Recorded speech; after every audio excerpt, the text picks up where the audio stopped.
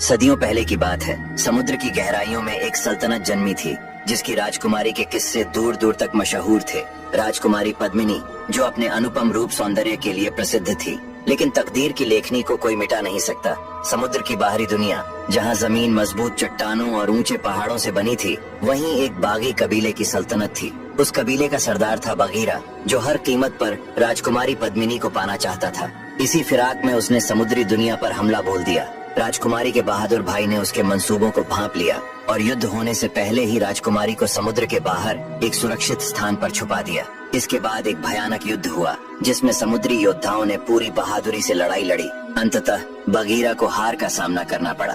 उधर राजकुमारी पद्मिनी समुद्र के किनारे बैठी अपनी किस्मत पर रो रही थी। तभी कुछ समुद्री लुटेरे वहाँ से गुजरे। जब उनकी नजर इतनी सुंदर राजकुमारी पर पड़ी तो वे हैरान रह गए। उन्होंने राजकुमारी को पकड़ लिया और उसे शहर के बाजार में बेचने के लिए ले गए। राजकुमारी की सुंदरता अप्सरा के समान थी। उसे देखते ही एक बूढ़े व्यापारी ने उसे सोने के सिक्कों में खरीद लिया। उस नगर का राजा अत्यंत पराक्रमी और तेजस्वी था। उसके पास धन धान्य की कोई कमी नहीं थी, लेकिन किस्मत उससे रूठी हुई थी।